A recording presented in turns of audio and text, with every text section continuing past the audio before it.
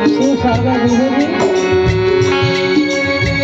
आपके लिए अनुरोध है, आप प्रवक्ता है, बड़े प्रबुद्ध हैं, कथा प्रेमी भी हैं।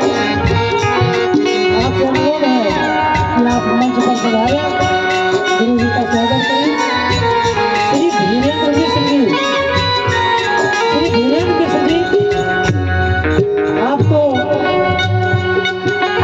कॉलोनी से हैं, आप समिति से ही जुड़े हैं, कथा कराने में आपका सहयोग है।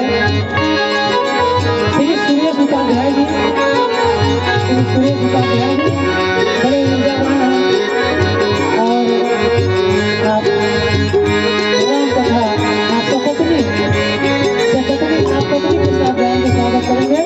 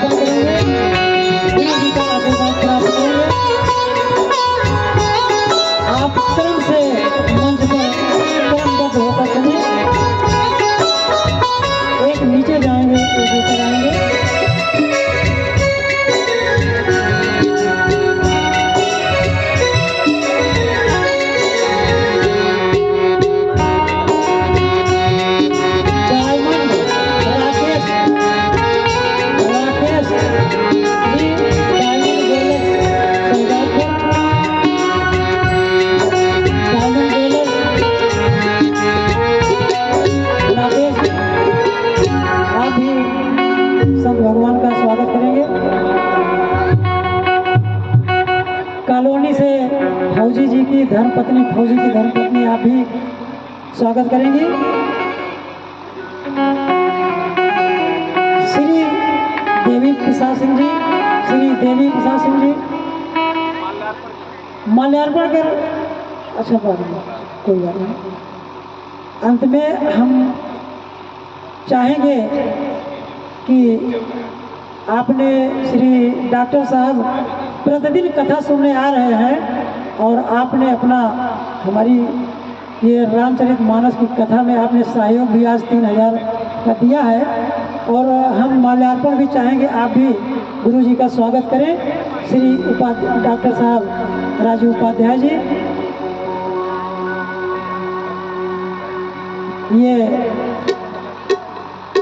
राम कथा के जब से गुरु जी का कथा यहाँ पे अकबरपुर में प्रथम कथा जब हुई थी, आप तब से जुड़े हुए हैं डॉक्टर साहब। और राम कथा की समिति भी बनी थी, उसमें भी आप प्रारंभ से ही जुड़े थे। डॉक्टर साहब स्वागत कर रहे हैं, आप सभी लोग तालियों से स्वागत करें।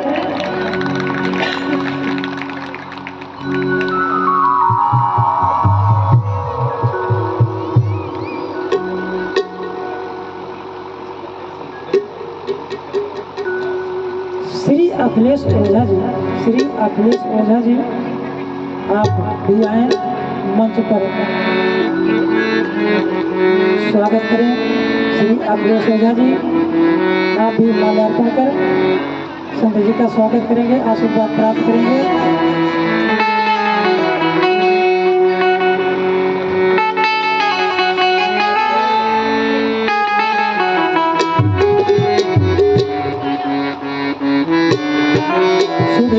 श्रोता बंधुओं, हमारा परम सौभाग्य है, हमने कहा कि गुरु जी पूरे देश में, भारत में, आप अभी महाराष्ट्र बंबई से आपकी कथा हुई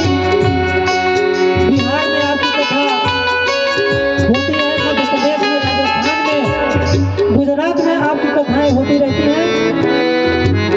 छोटा बच्चा गुरु जी का स्वागत कर रहा है। आप सभी लोग तालियां से स्वागत करेंगे।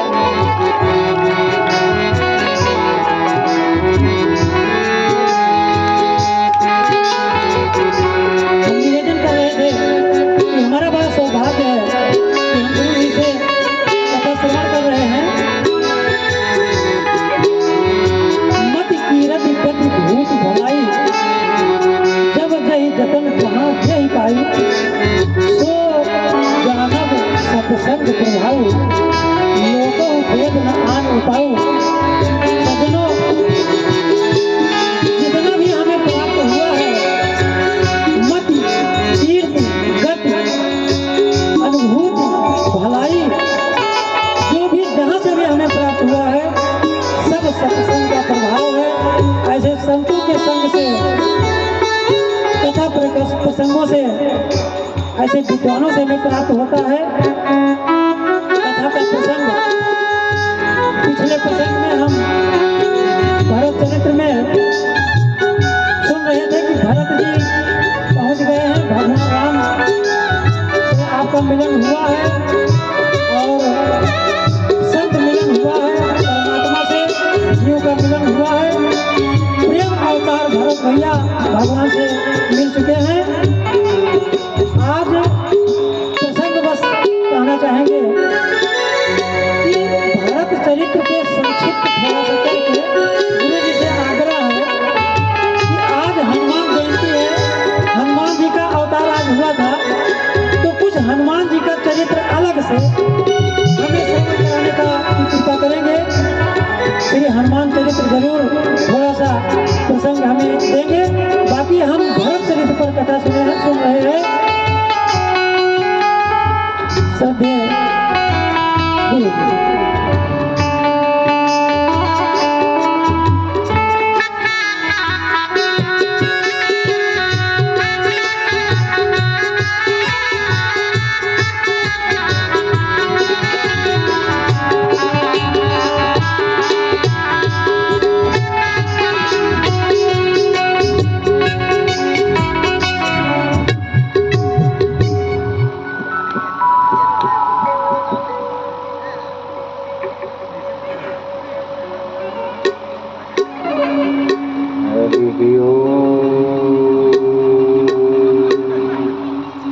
शन्नो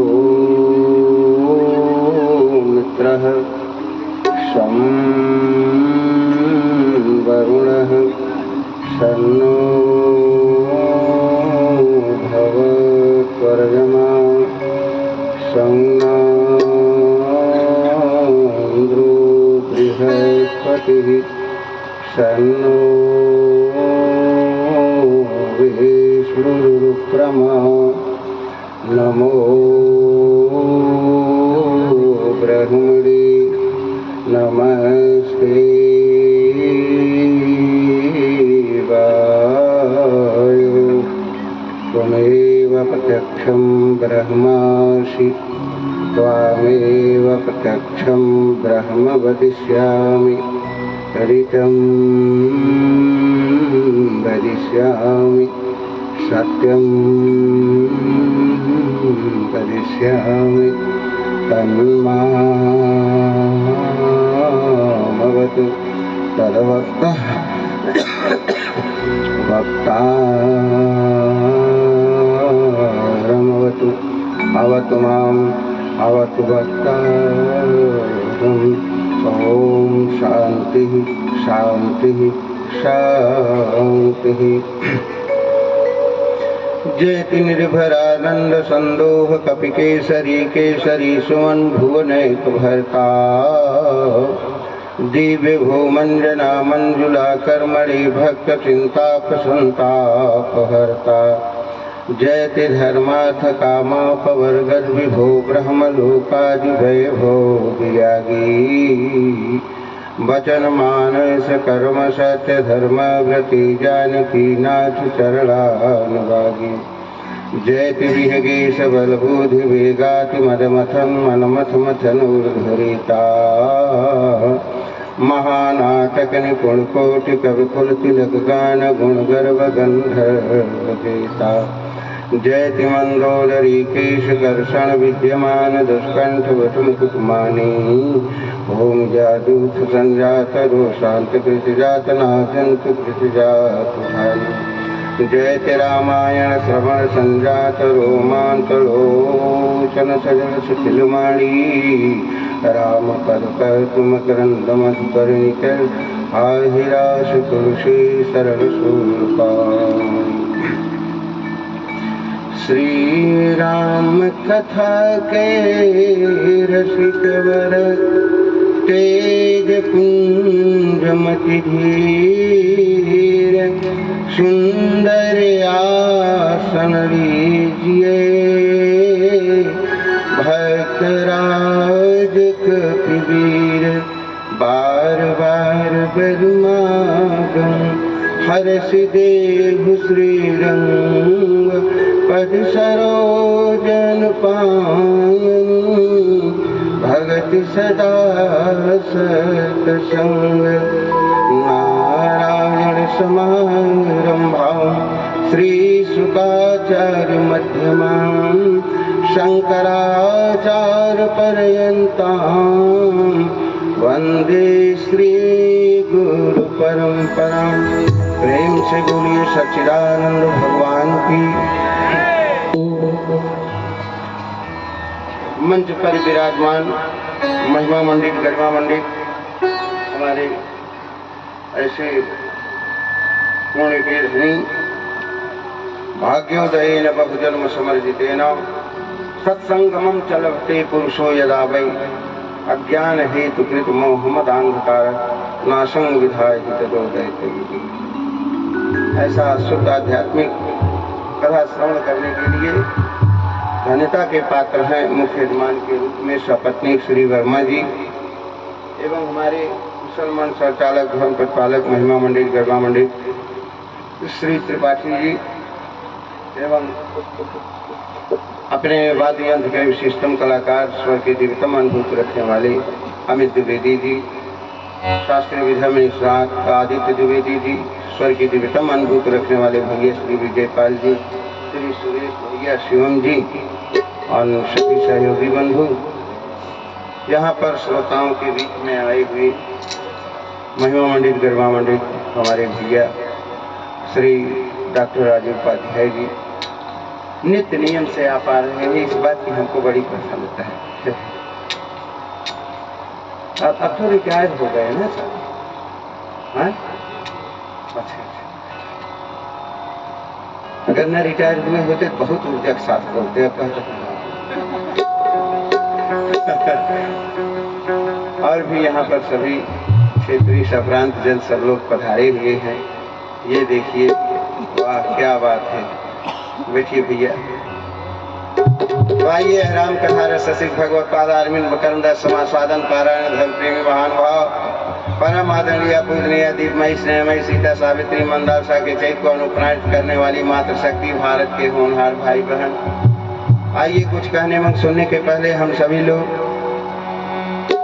परम पिता परमात्मा के पावन नाम का संकीर्तन अपने अंतःकरण से हृदय को पवित्र करने के लिए 2 बार समय स्वयं बोलेंगे। तत्पश्चात जैसी सदगुरु भगवान की कृपा होगी, ये पंच महाभूत का स्थूल पुंज चेतन की कृपा से चैतन्य सा प्रभाषित लग रहा है।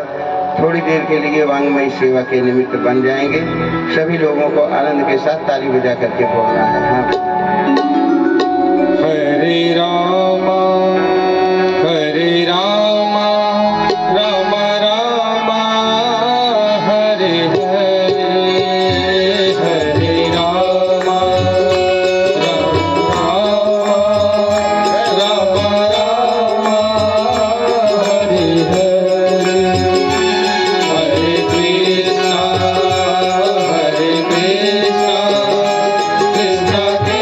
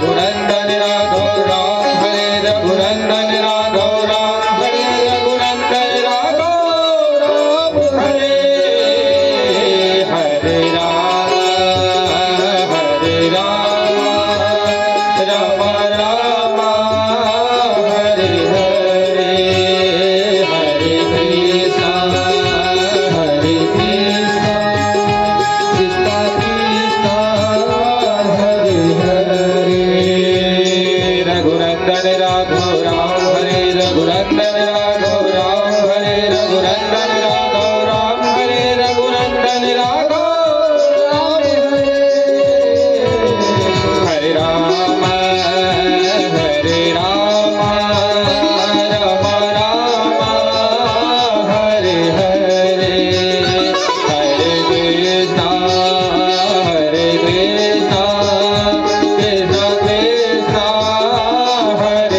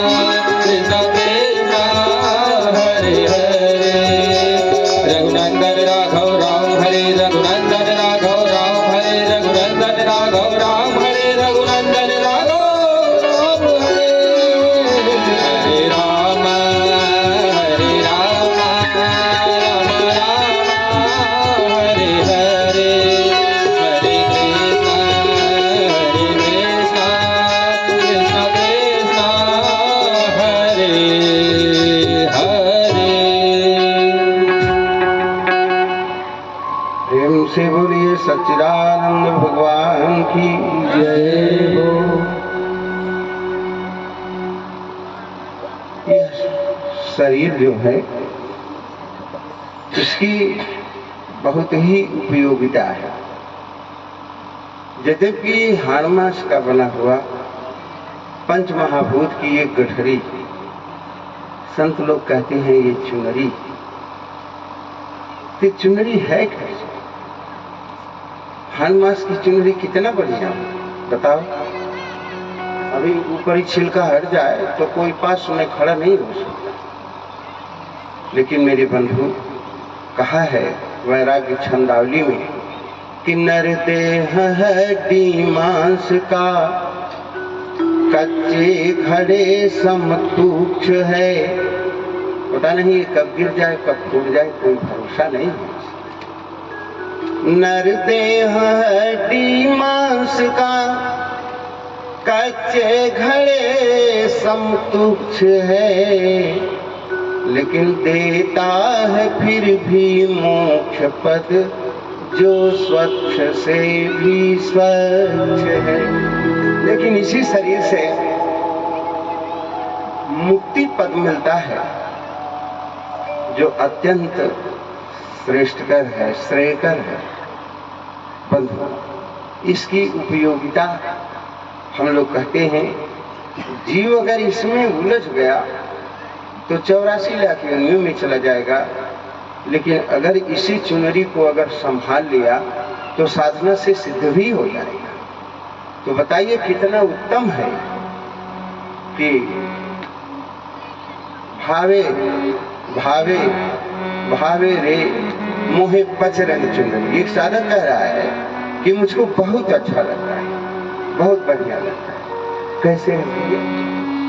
अरे भावे भावे भावे रे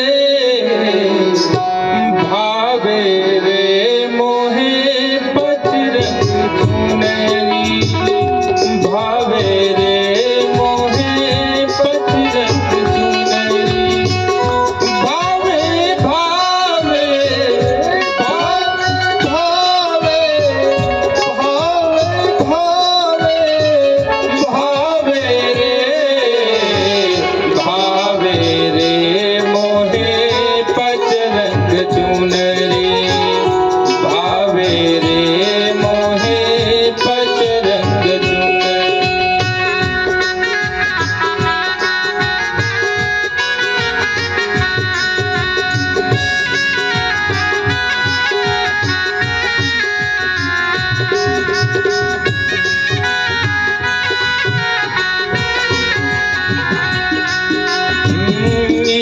चुनरी जब ज्ञानी ओढ़े।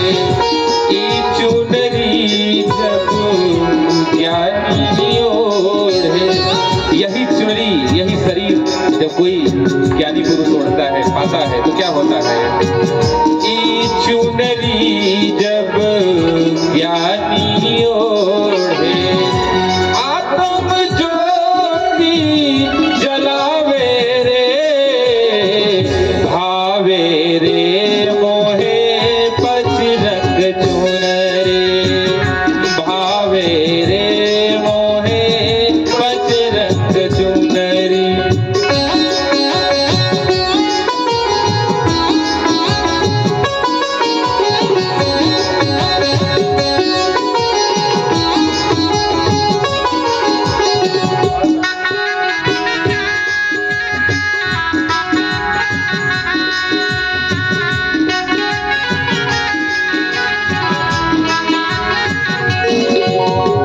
यही शरीर जब कोई मूर्ख पाता है ज्ञानी पाता है तो क्या होता है? आत्म ज्योति को प्रकाशित करता है।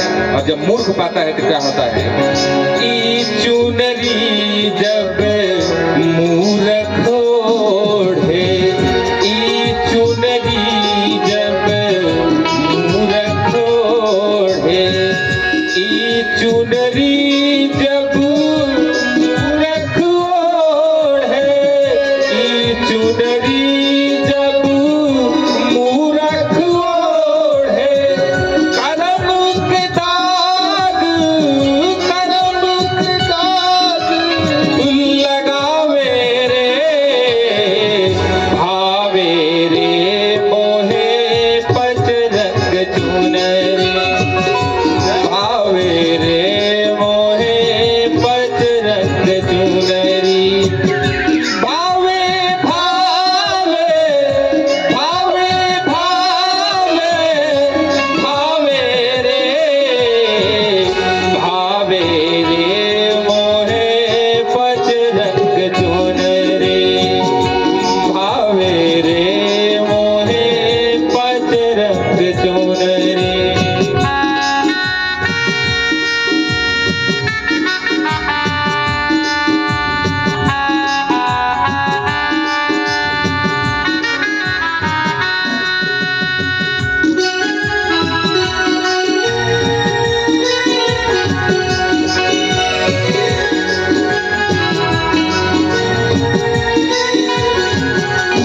यही शरीर जब संत पुरुष माधव जी पाते हैं तो क्या करते हैं? इस शरीर का चुनरी जब माधो जी ओढ़े। चुनरी जब माधो जी ओढ़े। चुनरी जब माधो जी ओढ़े। चुनरी जब माधो जी ओढ़े। अरे ओढ़ी समाधि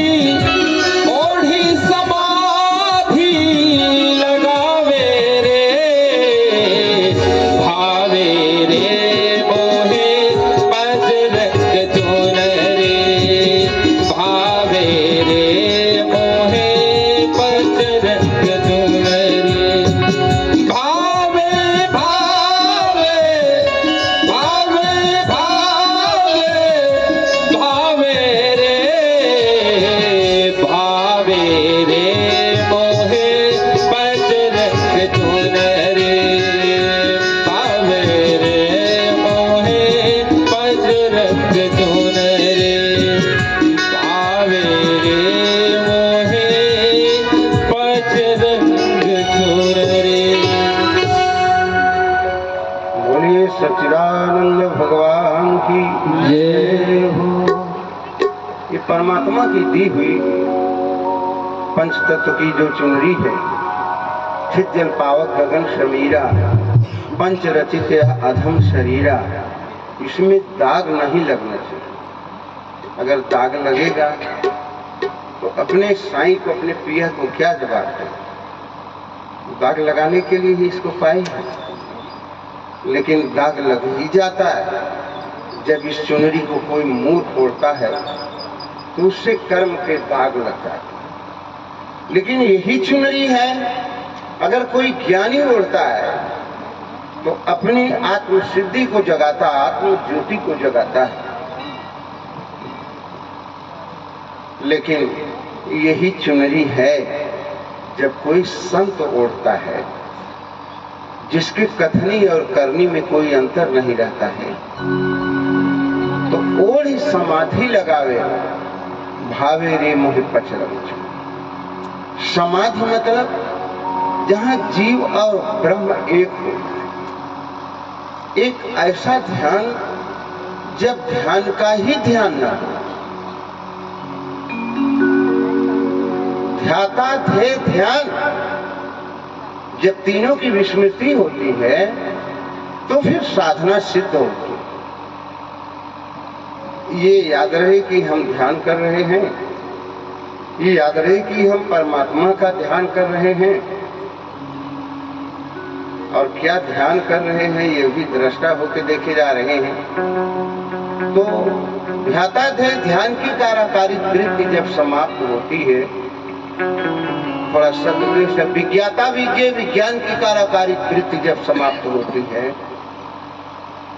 प्रेम प्रेमी और प्रेमास्पद जब तीनों की वृत्ति का अंत होता है, तो हर स्थिति से वही बस समाधि ही घटित होती है, परमात्मा ही मिलता है।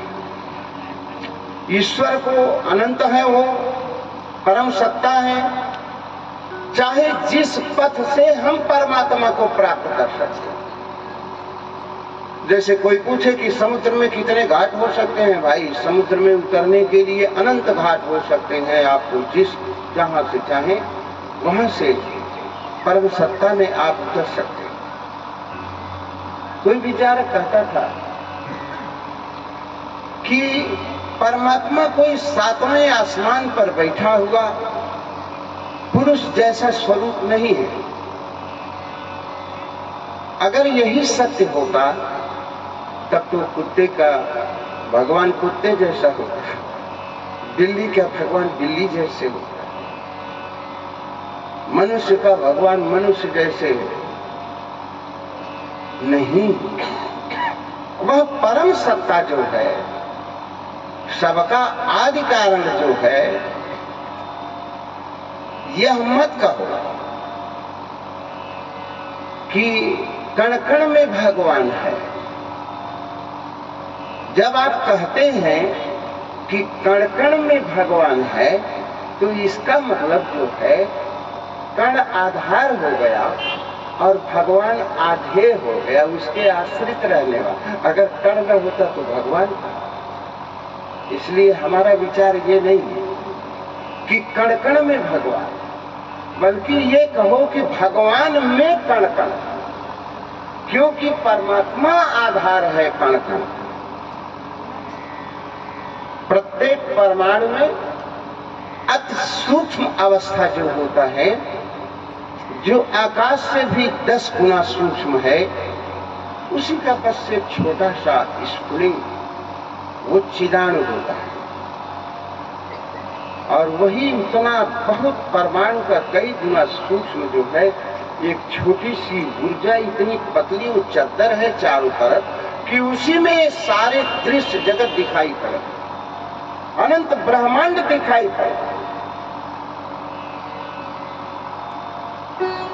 एक सम्राट था, सम्राट एक बार कहा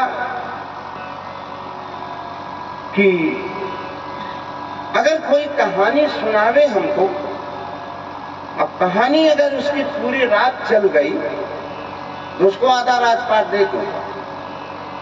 दूर दूर से कहानी कहने वाले आने, लेकिन सबकी कहानी कोई आधी रात तक, कोई रात्रि पूरा होने पहले में, कोई न आधे में न तीहे में, कोई जो है पूरी रात कहानी सुना नहीं पाया। राजा को अपना आधा रात पार देने का कहा अवसर मिलता। एक बार एक साधारण सा बिहारी आ गया, वो कहा सम्राट हम आपको कहानी सुनाएंगे, और कहा पूरी रात व्यतीत हो जाएगी, चिंता नहीं है। कहा ये कितनी बड़ी, कहा बहुत बड़ी कहानी। तो कहा अच्छा शुरू करो। सुनाना शुरू किया। कहा राजन एक वृक्ष है, बड़ा विशाल वृक्ष है। कहा ठीक, कहानी तो अच्छी। कहा उस वृक्ष में वो इतना विशाल वृक्ष है कि उसमें अनंत टहनियां। कहा अरे भगवान, जब अनंत मतलब जिसका अंत नहीं, अनंत माने सब समझते। कहा उसकी अनंत टहनियां। कहा अरे बाप रे, ये तो पूरा आकाश छाप लिया, इतना बड़ा विशाल वृक्ष हो गया तुम्हारे अगर अनंत टहनियां। कहा अभी क्या है, अभी शांति से सुनो जब कहानी सुन रहे हो। तो कहा हाँ भैया। तो कहा उस वृक्ष के एक एक शाखाओं में अनंत अनंत उप शाखाएं हैं, छोटी छोटी टहनियां हैं। कहीं बिल्कुल अंधेरा हो गया है। बड़ी विराट तुम्हारी कहानी। कहा अभी क्या कहानी? उसके एक छोटी सी टहनी में अनंत अनंत वृक्ष पत्ते लगे हुए। कहा अरे बाप रे बाप, बिल्कुल अंधेरा हो गया। सृष्टि कौन कहे, सृष्टि के पार भी कुछ नहीं दिखाई पड़ रहा है। अनंत ब्रह्मांड तक खाली पता ही दिखाई पड़ा। कहा बस इतने पत्ते हैं, और इतना क्या, अभी तो कहानी और बड़ी है। कहा तब, कहा उस वृक्ष के एक एक पत्ते पर अनंत अनंत चिड़िया बैठी हैं। कहा अब नहीं तो अब एक पत्ते पर अनंत अनंत चिड़िया, बहुत अच्छी बात। चलो कहानी आगे कहो। कहा बस एक चिड़िया उड़ी खुर, एक चिड़िया उड़ी खुर, एक चिड़िया उड़ी खुर। अब यही 1 घंटा तक एक चिड़िया उड़ी खुर, एक चिड़िया उड़ी खुर, एक चिड़िया। राजा कहे कितनी देर तक ये फुर फुर फुर फुर करे। हाँ चुप रहे, अब है तो पता ही कि चिड़िया नहीं उड़ता। आपकी पूरी आयु व्यतीत हो जाएगी, एक पत्ते की चिड़िया उड़ नहीं पाएगी। राजा कहे भैया कहानी बंद करो, जब एक पत्ती की चिड़िया जो है पूरे हमारे जीवन भर उड़ेगी। अरे बाप रे बाप, यह बहुत अनंत है। कहा उसी अनंत का नाम परमात्मा है। क्या है? हरि अनंत हरि कथा अनंता, हरि अनंत हरि कथा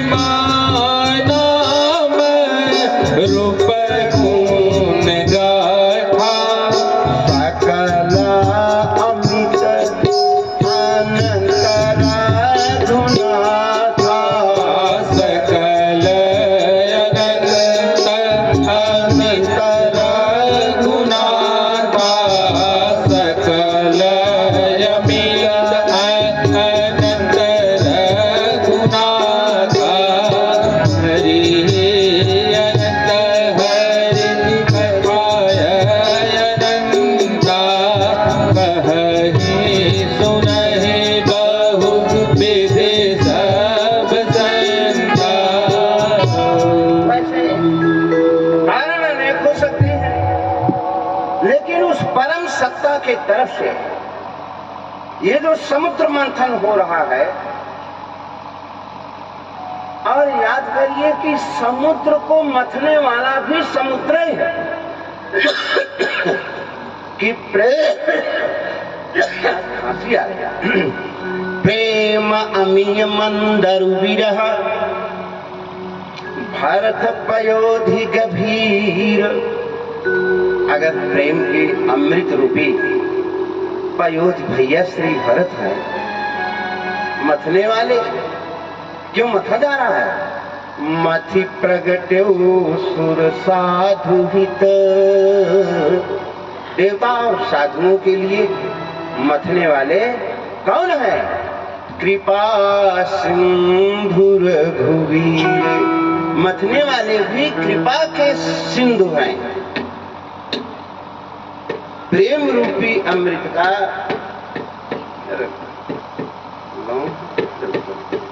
कुछ नहीं। प्रेम के अमृत रूपी सिंधु का मंथन करने वाले कृपा सिंधु। आज तो गोस्वामी तुलसीदास जी महाराज ये समाज को देना चाहते हैं कि भगवान की कृपा प्राप्त करने के लिए जीव के मन में प्रेम की पात्रता भी होनी चाहिए। भगवान की कृपा तो हर क्षण बरस रही है, चारों तरफ बरस रही है। एक सज्जन ले आए, बरसात हो रही है, अपना पात्र रख दिए, तब तक उधर से एक पड़ोसी आया, वो भी अपना पात्र रख दिया, और जब वो भी रख दिया थोड़ी देर के बाद आए तो पहले पात्र वाला जो था उसके पास 10 लीटर जल है, और जो बाद में रखा उसका 5 लीटर। कहे सबसे बड़े बेईमान तुम हो। कहा क्यों? कहा हमारे पास 5 लीटर जल हुआ और तुम्हारे पास 10 लीटर होगा। कहा भैया हम पहले से लगाए भी तो थे, कहीं इतनी तेज बारिश हो रही है। तो कहा बात जल कम ज्यादा की नहीं है, बरसात तो समान है, लेकिन मित्र ऐसा है कि जब तुम्हारा पात्र ही 5 लीटर का है तो बाकी तो सब बह गए, और मेरा पात्र 10 लीटर का था, इसलिए हमने 10 लीटर एकत्रित कर लिया। तो पात्रता के अनुसार ही भगवान की कृपा मिल सकती है। आप कितने बढ़िया भगवान के पात्र हैं, और अगर पात्रता नहीं है तो फिर भगवान की कृपा तो बरस ही रही है, लेकिन वह मेरे पाले में नहीं आता, मेरे पारी में नहीं मिल पाता। और इधर समुद्र का मंथन शुरू हुआ तो भरत के अंतःकरण में जो अगाध प्रेम है वो छलकता चला ही जा रहा है। और याद कीजिए हमने ये सूत्र भी बताया कि वहां भूतभावन भगवान भोलेनाथ जब सारे देवता लोग बैठ करके विचार कर रहे थे कि भगवान कहाँ मिले, भगवान कहाँ मिले, कैसे मिले। अब तो पितामह हम लोगों के जो सबसे श्रेष्ठ थे वो कह रहे हैं मुझ पितामह का भी तो कोई पितामह होगा जिसने बनाया है। कहा सरकार आज तक तो पता नहीं चला, अब आप ही बताए 33 करोड़ देवता सब लोग मिल करके पूछ रहे हैं। तो वो कहे वो हैं, लेकिन वो अव्यक्त हैं, वह अरूप हैं, वह अचर चर सब में समाहित हुए हैं। तुलसी बाबा से किसी ने पूछा, हे तुलसी बाबा आपके राम कौन? तो उन्होंने कहा जहाँ देखो वहाँ राम ही तो है, अचर चर रूप हर सर्वगत सर्वदा बसत। ये अचर चर जो भी रूप है वो सब परमात्मा है। बस जिसकी जैसी भावना होती है, भावना के अनुसार वो ब्रह्म कहीं से भी प्रकट हो सकता है। जब आवश्यकता पड़ी प्रहलाद को, हिरण्यकशिप कहता है बताओ तुम्हारे भगवान कहाँ हैं। आज अगर कोई पुजारी यहाँ होता, कोई रिवाल्वर ले खड़ा हो जाए, बताओ तुम्हारे भगवान कहाँ हैं, भैया खत्म हुआ है, तो कहे हम मंदिर में क्या होगा, कहा खाली अपन रोजी रोटी चला बताइए, हम जीव दे आए भगवान बहुत जल्दी क्या बता कह देगा कि नहीं कह देगा। लेकिन विश्वास देखिए प्रेम की पराकाष्ठा देखिए। हिरण्यकशिप काल का रूप धारण करके खड़ा है, किसी तलवार से गर्दन काट देंगे तुम्हारा। बता तुम्हारे भगवान कहाँ है? तुरंत जो है प्रहलाद हाथ जोड़ करके कह रहे हैं कि जय जी अब क्या बताएं, आपको दिखाई नहीं पड़ रहे हैं। और मेरे भगवान तो मुझ में, हम में भी, और वही भगवान आप में भी है, मुझ में, तुझ में, इस खड्ग खंभ में। जह देखो टहरा राम तो सर्वत्र सर्वव्यापी है, चारों तरफ है पिताजी।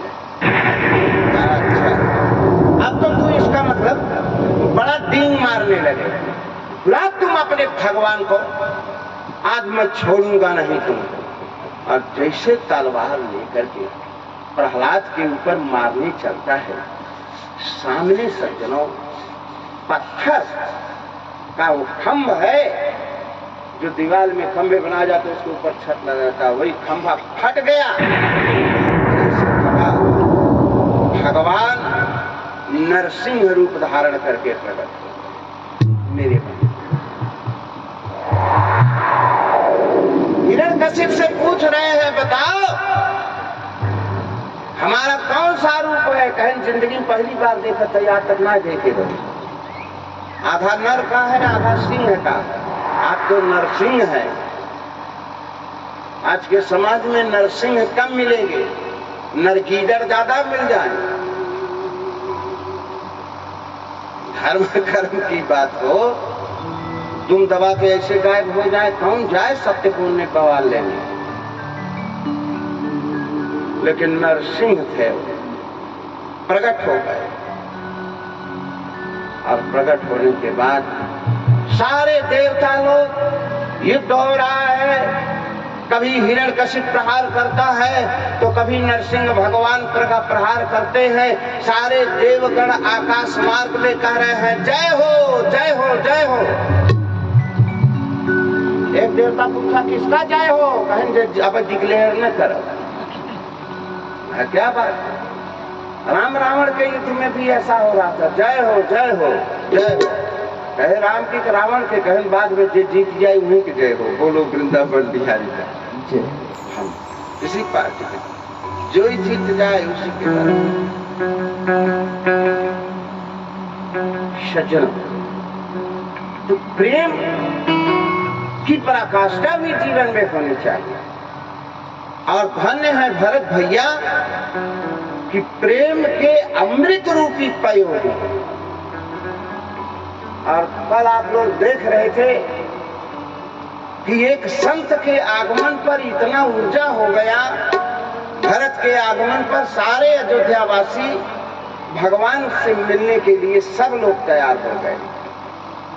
को न चाहे जग जीवन लाभ, कौन अपने जीवन में लाभ नहीं चाहता है?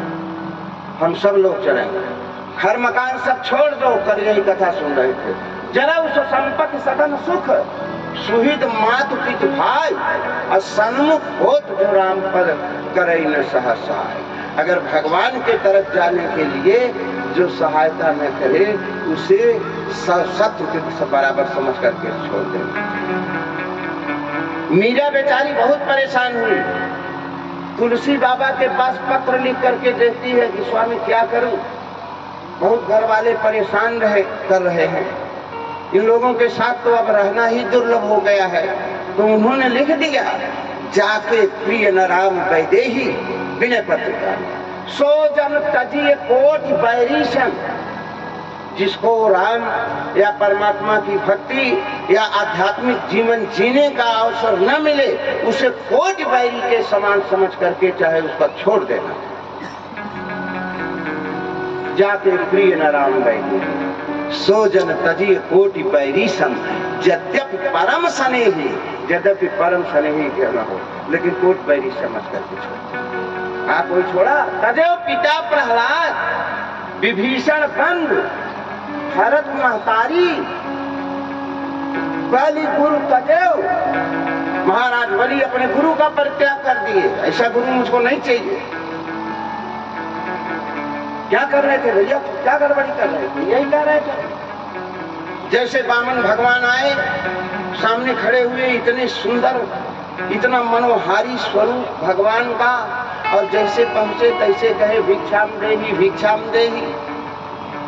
बलि आया, जीवन सनाथ हो गया। आज तक ऐसा ब्रह्मचारी नहीं देखे थे। हे ब्रह्मचारी, मांग लो जो कुछ। तब तक शुक्राचार्य कहे चुप रहा, कुछ चिंता। अरे कहे गुरुजी ये कैसा संस्कार है, हमेशा दान देने की बात की जाती है, आप दान देने से रोक रहे हैं। कहे रोक इसलिए रहे हैं कि जो आगे मांगने वाला खड़ा है इनका सामान्य जन्म दिन। कहे ये कौन है? कहा ये साक्षात त्रिलोकी नाथ है, मांगने के लिए आए हैं, कुल तोहार ले ले। कहे प्रभु जो सारे दुनिया को देने वाला है, आज वही अगर हमारे दरवाजे पर भिक्षा मांगने आ गए हैं तो यह उनकी बहुत बड़ी शालीनता है। अगर वो तीनों लोगों के मालिक हैं, चाहते तो जबरदस्ती भी ले लेते, और अगर वो आ ही गए हैं तो मैं रुकूंगा नहीं। और जब कहे कि मैं नहीं रुकूंगा, तब शुक्राचार्य कहे हम तो तुम्हारे पुरोहित हैं, तुम मेरे यजमान हो, बचा रहे थे, अब तुम्हारा कुल लक्ष्मी ही जागी, उनका सत्यानाश बा, अब कुछ न तुम्हारे हाथे रह गया, ज्यादा जवन को। शुक्राचार्य कह दिए। बलि सामने खड़े हुए, कहे परमात्मा क्या चाहिए आपको? ब्राह्मण देवता मांग लीजिए जो कुछ मांगे। कहे हमें ज्यादा कुछ चाहबो ना। कहे मुझको सिर्फ अपने पैर से 3 पग जमीन चाहिए, बस और कुछ नहीं। 3 पग जमीन। बड़ा हास्यास्पद सा लग रहा है, अब वो भी मैं अपने पैर से नाप के दूं। ये इतने छोटे से बच्चे जैसे वामन रूप धारण किए, कितना बड़ा इनका पगई बा। अरे मांग भी रहे थे तो 2-4 10 एकड़ मांगे होता, अब खाली 3 पग। शुक्राचार्य कहे मामा पहले 3 पग दे के देखा, अब तक पता चले। शुक्राचार्य फिर भी गुरु होने के नाते चले गए, उनके कमंडल के टोपी में हल्के बैठ गए। चला, न जले गिरे न संकल्प हुए पूरा। अब भगवान कहे तो लाइए भैया संकल्प लेते हैं, और जैसे वो संकल्प पूछा उसके हाथ में दिए, और जो है वो लेकर के खड़ा हुआ। भगवान कहे लाओ 3 पग जमीन पहले संकल्पित करा लो, नहीं तो बाद में मुकर न जाए। इसके लिए जब कमंडल गिरा रहे हैं तो पानी ही नहीं गिरा, जब पानी नहीं गिर रहा है तो भगवान तो सब जानने वाले। अच्छा, अरे तुम अंतर्यामी भगवाना, तुम अंतर्यामी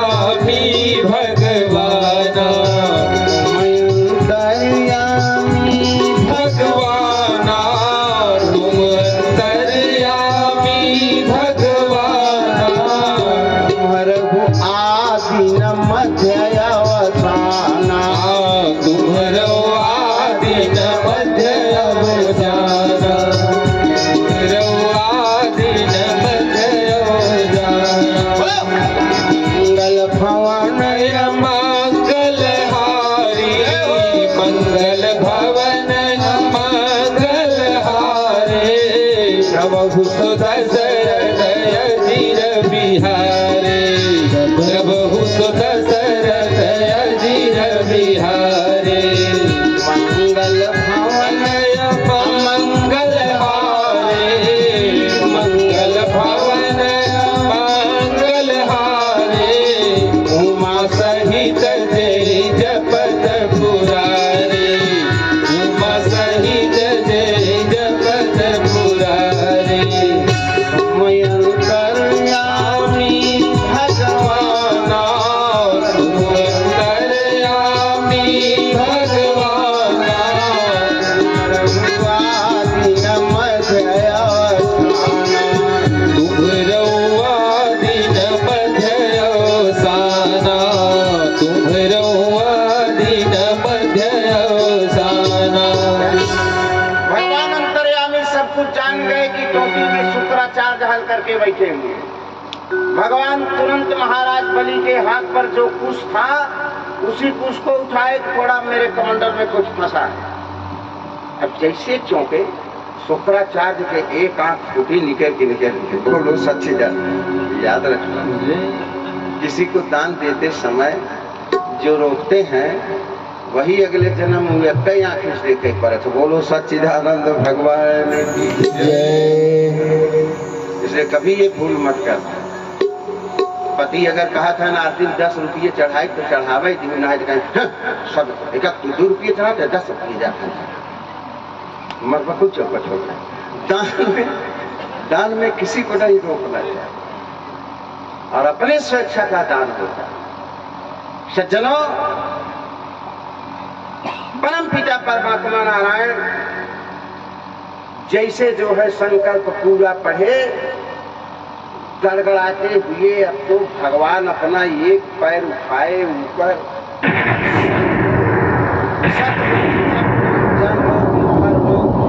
7 लोग ऊपर, पूरा भगवान एक पैर में ना।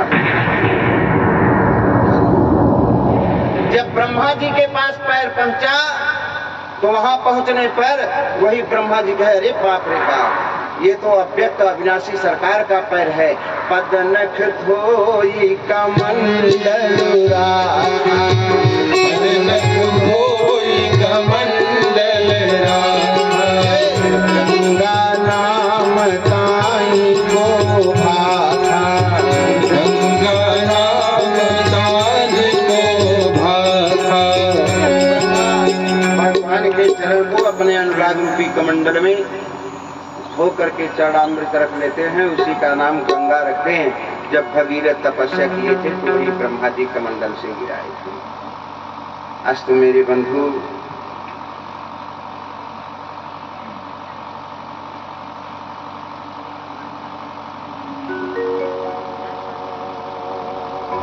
आइए मित्र, कहना ये चाहता हूं कि एक पैर में तो ऊपर 7 लोग नाप लिए, दूसरे पैर में तल बितल सुतल तलातल और सातल नीचे दबाए सब नाप लिए, तीसरा पग उठाए करे भैया स्थान नहीं बचा है, इसके लिए स्थान। बलि बेचारे हाथ जोड़ करके खड़े रहे।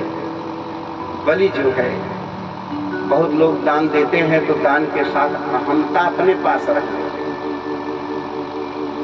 है कि नहीं, कि हमने इतना दान किया, हमने इतना दान किया। देखिए 100 रुपये दान और 25 तरह का उसका 2500 के जैसे आप बताइए 100 रुपये दिए रहे, 100 रुपये दिए रहे। जब इन लोग कॉलोनी का 100 रुपये दिए रहे। जितना दान देंगे उससे ज्यादा वो कर प्रचार करता है।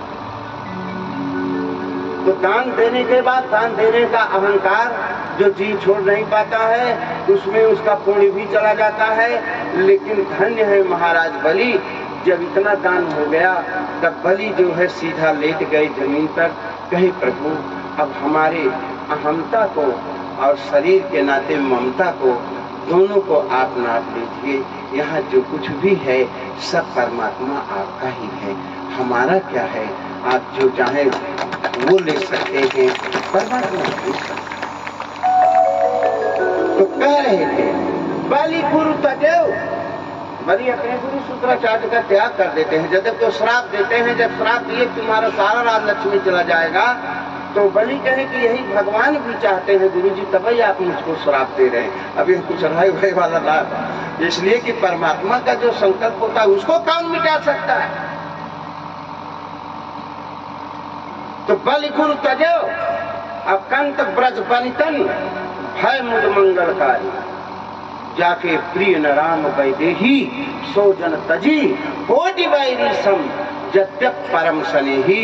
चाहे परम स्नेही क्यों न हो, लेकिन आपके आध्यात्मिक पथ में अगर रोड़ा बन रहे हैं, आपको भजन करने में सुविधा में असुविधा उत्पन्न हो रहे हैं, तो ऐसा त्याग दीजिए जैसे कोनो मतलब ही ना हो। बोलो वृंदावन बिहारी लाल। ऊपर से त्याग जाते बिहारी कोर्ट में खड़ा हो चला बात से हमारा तोहार तलाक बा, ये नहीं कह रहा हूँ।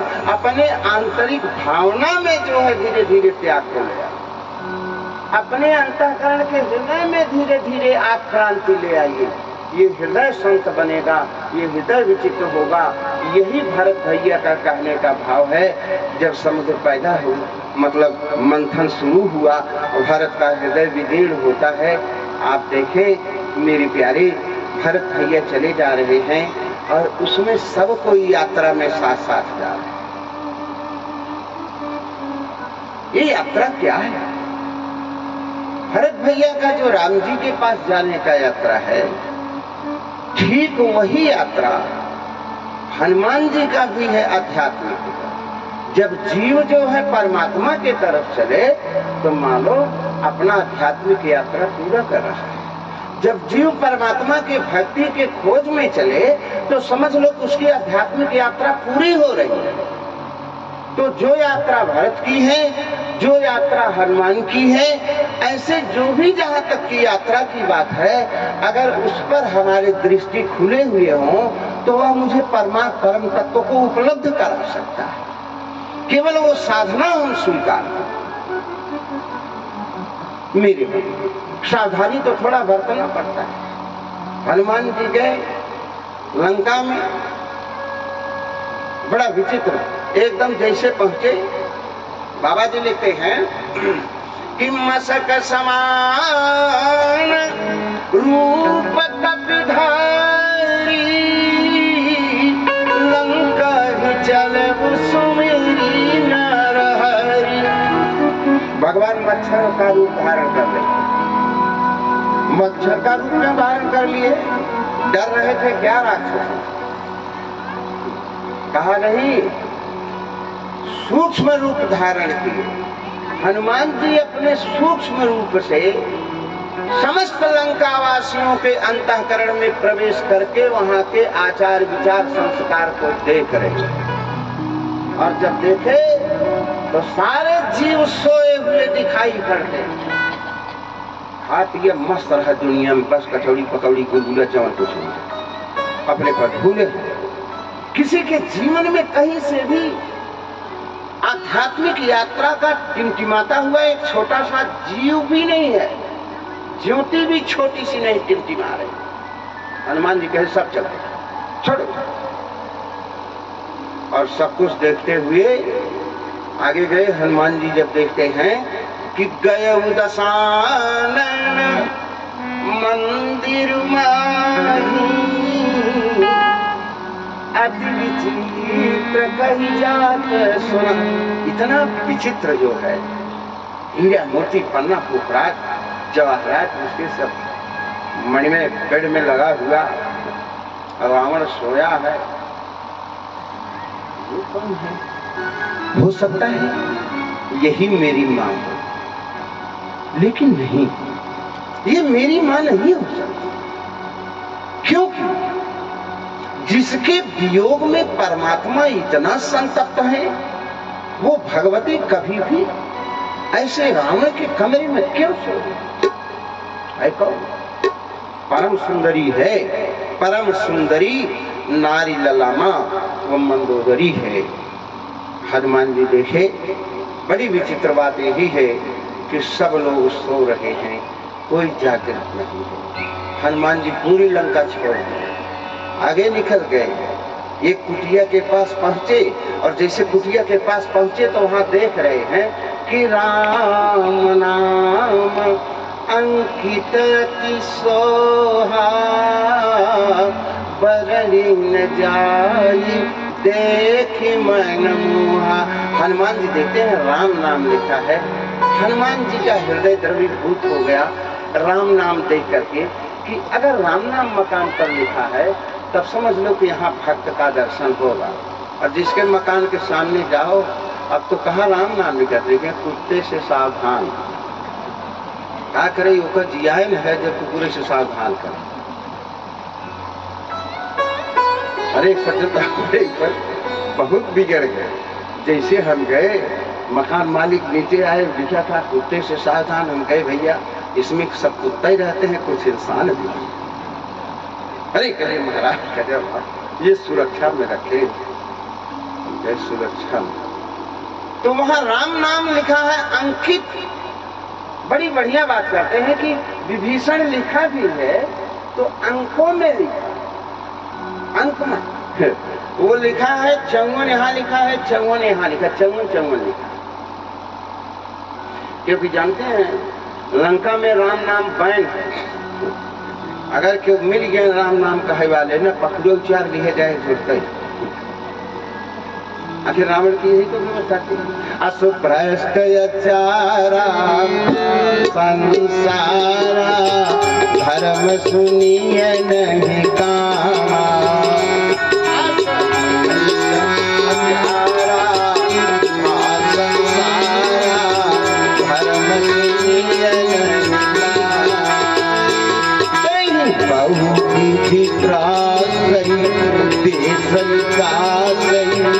जो कह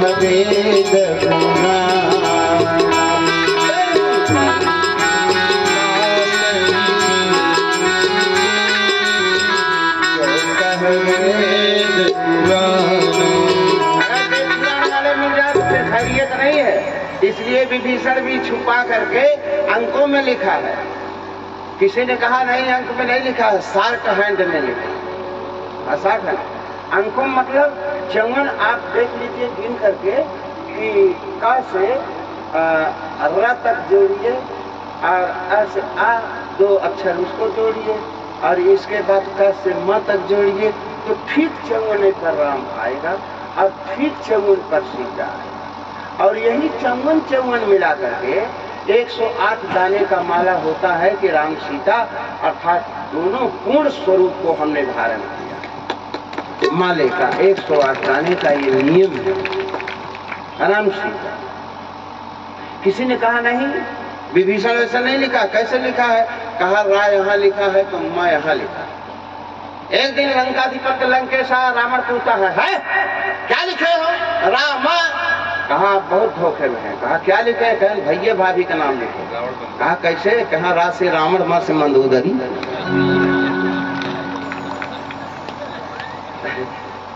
समझा दिया। इसलिए क्योंकि अरे मैं कैसे तुम्हारे मति को समझाऊं? यहाँ जितने जीव होते हैं वो सब भगवान के अंश ही तो हैं। ईश्वर अंश जीव अविनाशी, ईश्वर अंश जीव अविनाशी, चैतन अमल सहज सुख राशि, चैतन अमल सहज सुख राशि। वो तो कहाँ रावण मंदोदरी उससे अलग है क्या उस परम सत्ता से? लेकिन बेचारा वैसे लिखा है अपना 54 या राम लिखा है। फिर हनुमान जी सोचे देखिए नव तुलसी का वृंद तुलसी कहाँ आ गए? हनुमान कोई भी लेखक जब लिखता है तो जब कोनो हो सकता हनुमान जी महाराज आवत है अगर विभीषण का कुछ आशीर्वाद या विदाई मिले तो तुलसी बाबा सोचे हमों को मिल जाए या ना तो चला तुलसी पानी हमों करे कुटिया में ला के रखो। इसलिए नव तुलसी का वृंद देखी हरस कबीराई। एक तरफ तुलसी का छोटा सा वृंद, हर मंदिर का भिन्न बनावा, बगल में भगवान का मंदिर भी बनाया है। राक्षस के यहाँ कोई और सबके यहाँ मंदिर नहीं है, इसलिए कि वहाँ के लोग अपने शरीर को ही मंदिर मान करके पूजा करते थे। जबलपुर चढ़िया देवी भोलेनाथ पूजे जाना कोई फल, लेकिन जो भक्त होते हैं वो अलग से भगवान का भिन्न से मंदिर बनाते हैं। हनुमान जी कहे ये साधु है। और सबसे बड़ी विशेषता यह है मनोवैज्ञानिक प्रभाव देती है। जब विभीषण उठा तो जैसे उठा तैसे राम राम किया। हनुमान जी जान लिए कि असली साधु। इसलिए याद रखो जब गृहस्थ उठता है सुबह तो वो काम करता है कि भाई ये काम करना है, वो काम करना है, वो काम करना है। कोई डॉक्टर अगर उठेगा तो तुरंत कहेगा भाई देखो ऑपरेशन की सारी व्यवस्था वहाँ कर दो, पहले 1 नंबर पूरी का ऑपरेशन हो तरह ही देगा, बोलो सच्ची दरबान लोग नहीं तो पता चला दूसरे की डॉक्टर चली जाएंगे तो वो चला जाएगा आपको 40-50 हजार तो जो जैसे जिसकी मनोवृत्ति रहती है वही करता है। लेकिन साधु के तो आगे देखा ना पीछे। जब वह उठेगा तो सुबह सुबह राम राम करता है। हनुमान जी कहे ये सनहट करिए कोई जानी, क्योंकि साधु के हो न कारक हानि। जैसी व्यक्ति की सायंकाल मनोवृत्ति रहती है सुबह उठते वो वही करता है। एक सज्जन थे और वो महात्मा के पास जाया करते थे। महात्मा जी उनसे मतलब बड़ा सम्मान करते थे कि भाई भगवान का भक्त हो, लेकिन पति तो बड़ा भक्त था, पत्नी साक्षात कालिका देवी मिली रही। तो वो अपन जो है बेचारा आया और गया, सुबह नहाए और गायत्री मंत्र को पाठ करते हैं, तब तक उनकर पत्नी में भीतर झाड़ू, लेकिन है अच्छी वो भी, और वो झाड़ू लगा रही थी। तब तक संत भगवान से रोज कहा करते थे किसी दिन आइए महाराज। संत महाराज घर पर आ गए और पूछते हैं कि फला कहाँ है? कहन महाराज वही है कल। अब उनका उसको अपने पत्नी के ऊपर इतना क्रोध आ रहा है कि इसी से अगरबत्ती फूल माला लेकर के आए हैं, गायत्री मंत्र का पाठ कर रहे हैं और ये कहा वही है कदम महाराज, इसे इसको कहना चाहिए। तब बेचारे और जोर जोर से गायत्री मंत्र वही कमरा में पढ़े जाके, कम से कम गुरु बाबा जाने कुछ भक्ति उक्ति ना इनके, वहां से ओम तब तक उसने कहा बेटी ये आवाज किसका है? कहे हाँ महाराज देख लीजिए आवाज तो उन्हीं की लग रही है, लेकिन ये कभी भगवान के पास रह नहीं सकता। बुला के आए, कहो भैया आप भगवान का जब तक करते हो तो भगवान के पास नहीं रहते हो। कहें पत्नी कहीं रहते हैं, लेकिन आज तो ये कतई नहीं। कहा क्यों? कहा महाराज कल जब ये आए पूछिए इनसे क्या ये भगवान के पास से भगवान का ध्यान इनको सुमिरन आ रहा था? जब पूछे तभी कुछ बोलबे नहीं करे। कहें हम जाना था ये इनका मर्द। कहें कल जब आए शाम को तो ये कहे कल इस रंग का कपड़ा जरूर बनवा। सोते सोते कहे वही रंग का कपड़ा ले कर कुछ सवेरे चाहे जैसे हुए कपड़े बनवाए। अब इतना कह के तभी आपको हम जानते हैं कि भगवान के लगे रहें, तब इनका हुए कपड़े की याद आवत रहा हुए भगवान की याद कब होना है। तो जिसकी मनोवृत्ति अगर 8 घंटे कहीं दूसरे स्थान पर है तो परमात्मा के सामने भी जाकर के वो भगवान का नाम नहीं ले सकता है। इसलिए हनुमान जी कहते हैं कि जैसे ही उठते अगर ये राम राम किया है तो निश्चित है इसकी चेतना में सायंकाल से ये भगवान का भक्त है। हनुमान जी गए मिले और जैसे मिले तब तक जो है वो कहा महाराज आज जिंदगी पहली बार है एक संत का दर्शन। कहा नहीं तो कहे नहीं तो क्यों भैंसा लिए क्यों पढ़वा लिए क्यों गधा ला दे अपन कोई मांस पुतलहिया भवानी लेकर के मिलते थे लंका में। आज पहली बार जिंदगी में संत का दर्शन। तो कहा संत का दर्शन हुआ तो क्या हुआ? तब ये कह रहा है बड़ी अच्छी बात कहा कि अब मोहि भाव अब भरोसा हनुमंता अब मोहि भाय भरोसा बिनु हरि कृपाय मिलहि नहि संता बिनु हरि कृपाय मिलहि नहि संता। बिना हरि के कृपा के कोई संत नहीं मिल सकते। जरूर मेरे ऊपर भगवान की कृपा है। तो जैसे मिले विभीषण को पकड़ लिए हनुमान जी, तब किसी ने लिखा बहुत बढ़िया दोहा मुझको लगता है कि 4 मिले 64 खिले अब 20 रहे कर जोर हरिजन से हरिजन मिले तो नाचे 7 करोड़। 4 मिले अर्थात जब हनुमान और विभीषण मिले तो जो है 2 नेत्र उनके 2 नेत्र उनके 4 मिले 64 खिले 32 दांत उनके 32 उनके मुस्कुराने लगे। अब 20 रहे कर जोड़ 10 अंगुली उनके 10 उनके 20 रहे कर जोड़। और कोई अगर भक्त से भक्त मिलता है तो 3.5 करोड़ रोए उनके शरीर के 3.5 करोड़ उनके धन नाचे 7 करोड़ एकदम रोमावली पुलकित हो गई कि जीवन में पहली बार संत का दर्शन हुआ। हनुमान जी पूछे कि भैया ये बताओ तुरंत जैसे आपसे कोई मिलेगा तो तुरंत उसके पहले कुशल क्षण पूछेंगे। तो वैसे हनुमान जी महाराज के भैया कुशलता ठीक कहीं कहीं जिस कुशल बाबा दीनानाथ है जानते हैं। कहा क्या है? कहा हम तो महाराज अरे सुनहु पवन सूत रहनी हमारी जिमी दर्शन जीभ बिचारी। दांतों के बीच में जीभ रहती है महाराज, उसी प्रकार से मैं रह रहा हूँ। तब तक हनुमान जी कहे लाओ इसको कुछ आध्यात्मिक ज्ञान देते। हनुमान जी तुरंत कहते हैं बारे विभीषण यह रहन किसी बड़भागी को ही मिलता है। विभीषण बेचारा तो डेराए, हम तो जैसे दांत के बीच में जीभ रहती है उसी प्रकार से लंका में रह रहा हूँ और ये हनुमान जी कहते हैं कि यह रहन किसी बड़भागी को मिलती है। क्या बात है, बड़ा बढ़िया सूत्र देते हैं। हनुमान जी कहे कि विभीषण ये बताओ, पहले दांत टूटता है कि जीभ टूटती है? कहे महाराज टूटता तो पहले दांत ही है। कहा यही है, दांत बाद में आते हैं और मरने के पहले टूट के चले जाते हैं। ये आयु अच्छी ना, और जीभ जीवन के साथ आती है और चिता पर साथ साथ चली जाती है।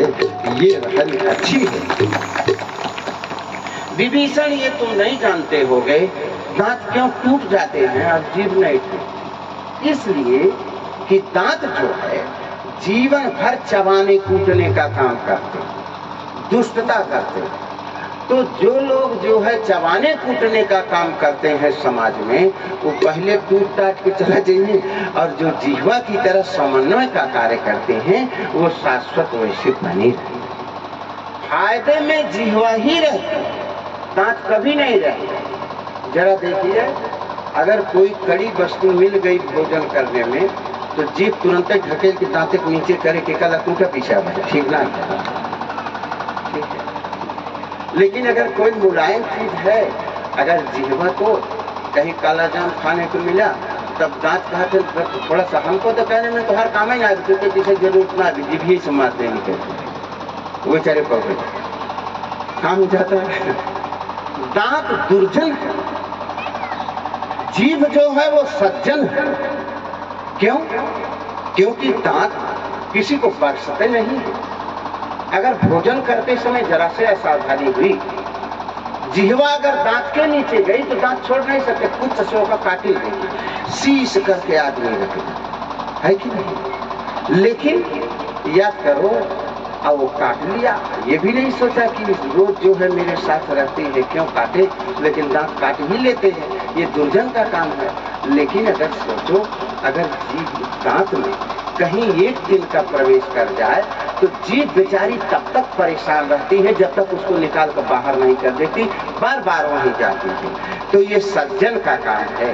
तो हनुमान जी शिक्षा देते हैं, हे विभीषण, तुम जो है दांत की तरह मत बनो, जिह्वा की तरह रहो, मुलायम रहो, तो जिंदगी में सब कुछ हो सकता है। क्या हुआ भैया?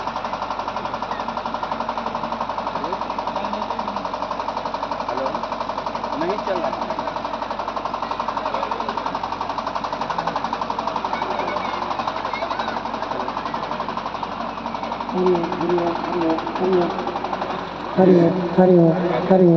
हेलो, बोलिए सच्चिदानंद भगवान की जय। तो आइए मेरे बंधु यही विचार करें, क्योंकि हमेशा सज्जन से सज्जनता का सीख मिलता है और दुष्ट से दुष्टता का सीख मिलता है।